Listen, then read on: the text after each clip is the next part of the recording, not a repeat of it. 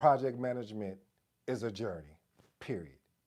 It's like kind of navigating through a complex maze, and along the way, there are practices that actually can be pitfalls, causing your project to not even stumble, but eventually fail.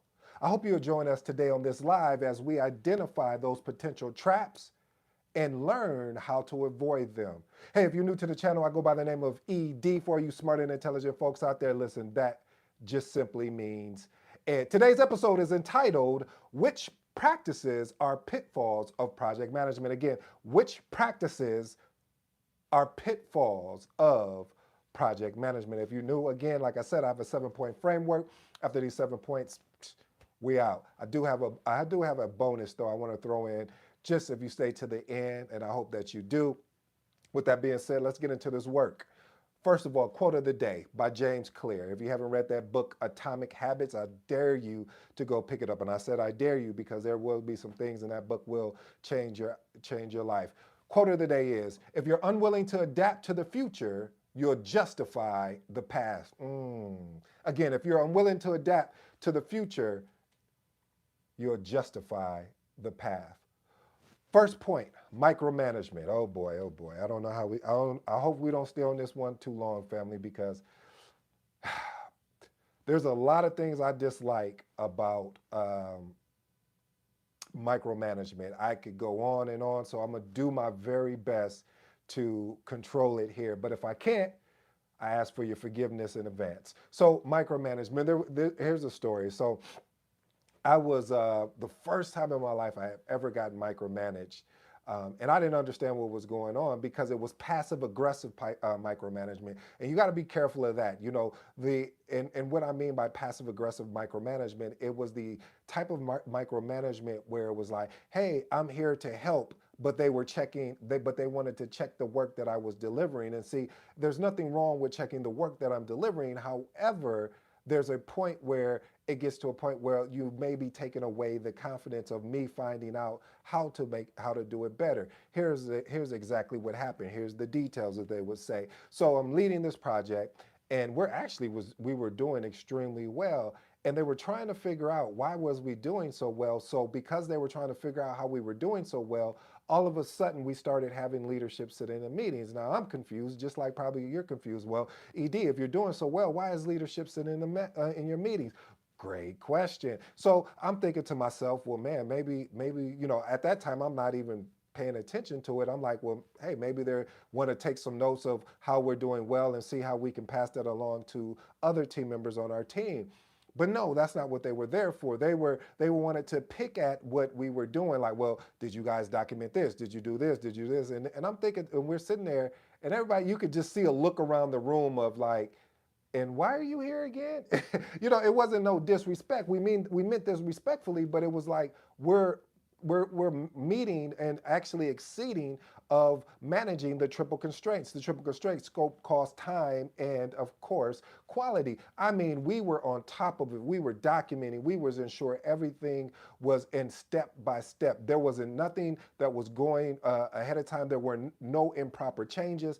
We were literally really, and I'm not making this up, family. I wish I could, and I wish I did, but no, seriously, we were literally documenting each step. We were making sure the team members understood the mission. We made sure that the objective was aligned. Matter of fact, that's what we went over every day before the meeting. The first agenda item was, of course, risk and issues. The second agenda item was the objective. Hey, why did we come here? Why are we doing what we're doing? So with micromanage is really like the excessive control of basically end up stifling in a team. You stifle your team because you take away the confidence. You really demotivate the team by nitpicking and saying, "Oh, well, you should do it this way. You should do it that way." However, if we are having success, then why not give us an opportunity to explain what we're doing the way that we're doing it, not just because you got to use every particular artifact. Here's a couple other points. What I also watched when these leaders had stepped and basically following us around in these meetings, it started demotivating the team that was like gun ho, the team that they were staying up later than they had to, coming in early, just executing.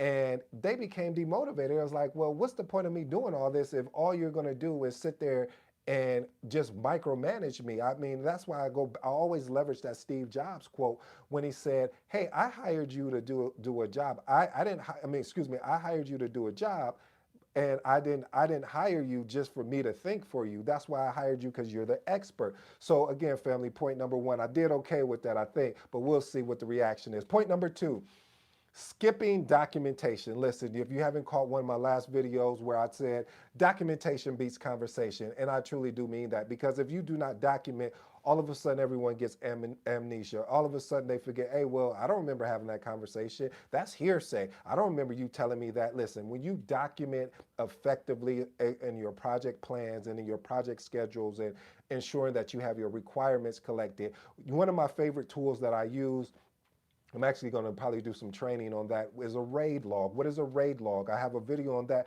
but I'm going to break it down for you. A RAID log, that acronym, or it's a RAID Q log, excuse me.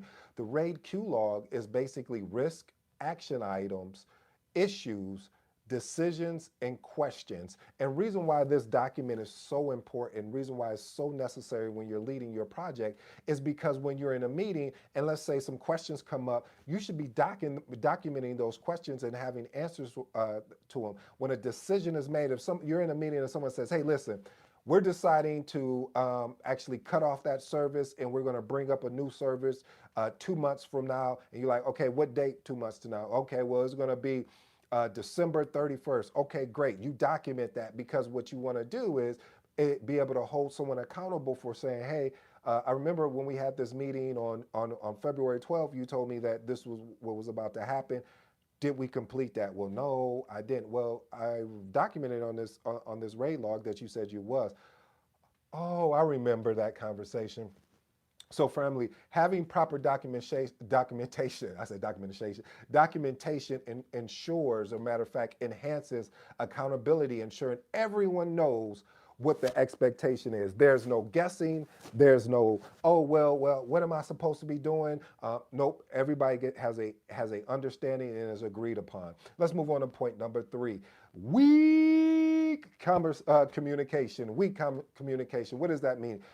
Having ineffective communication among team members, stakeholders, as well as leading with poor results by having misunderstanding within your team. When I always say all conflicts are not bad, but some conflicts are not good because of weak communication.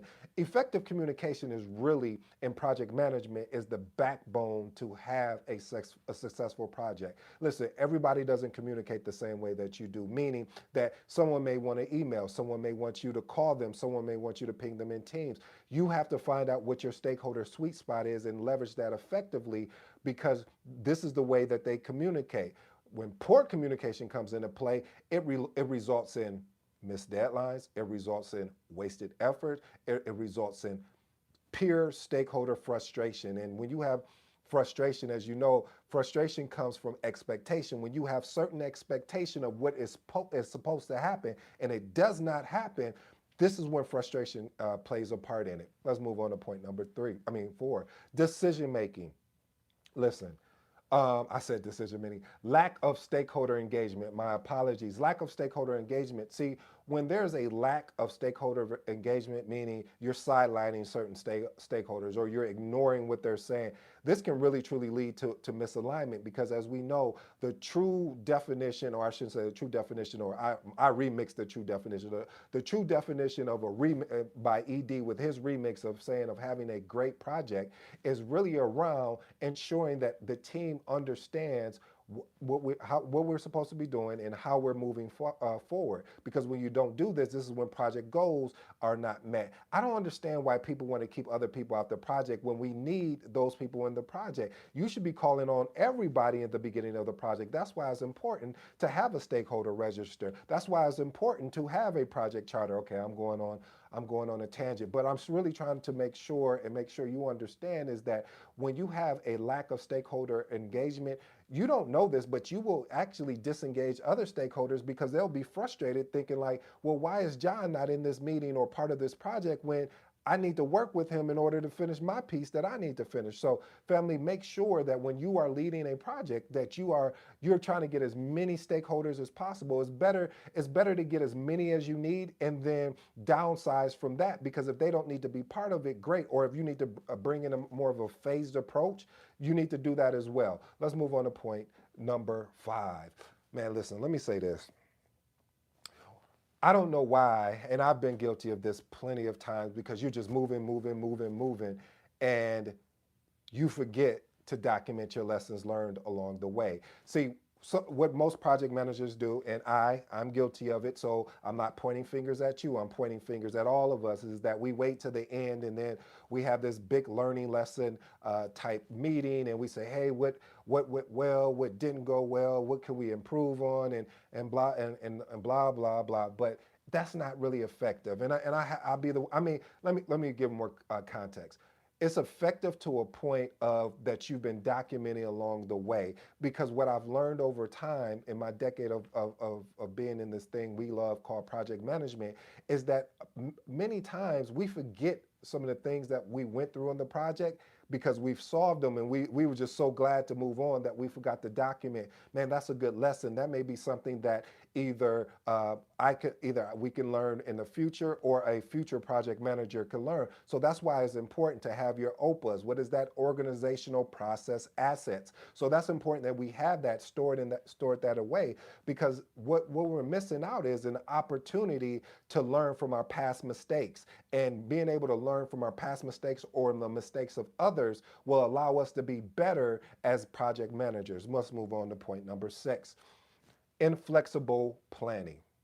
Listen, when you are leading if you're working in a methodology of a waterfall, which is a predictive, we understand it step by step by step. However, if the plan is not working, we have to have the courage to stand up and say, listen, this plan is not working. We need to rebaseline our schedule. We need to rebaseline our scope. We need to rebaseline, even if we have to rebaseline the cost in a sense. And what I mean by rebaselining is we need to do a temperature check.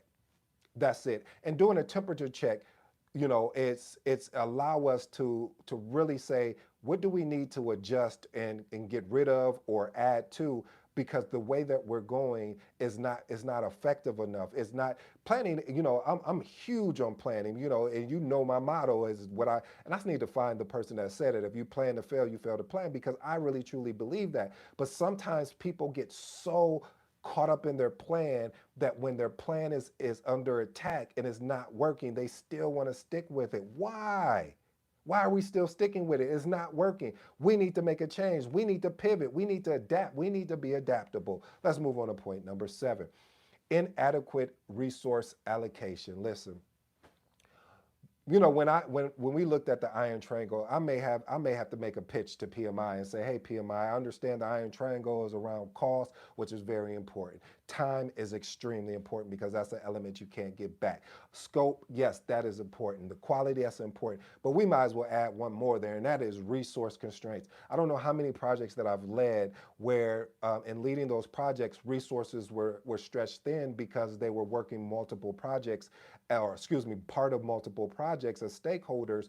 And so whatever ones, they just list down the projects they're working on, and then whatever is the priority that week or that day, that's where they're giving most of their attention. And that doesn't help to have a successful project, because the talent that is on that project, meaning the stakeholders, it can really hinder, matter of fact, compromise the project that you're leading, because people are being pulled in so many different directions. It's like, oh, what did we talk about again? Oh, that's not the same thing we talked about. Oh, that's a different project. And honestly, if we're really being honest, it can really affect that triple constraints around the iron triangle, what I just mentioned, because if we're having resources pulled in every different direction, how can they focus on the thing? That's why I love Gary Keller's book, The One Thing. And I mentioned that book before, because there's no such thing as multitasking. I think I'm always thinking, yeah, I can multitask, but it's never effective, because I'm doing 2 or 3 different things. And if I just took energy and time to say, okay, I'm focused on this, when I get this accomplished, I'll move on to the next thing,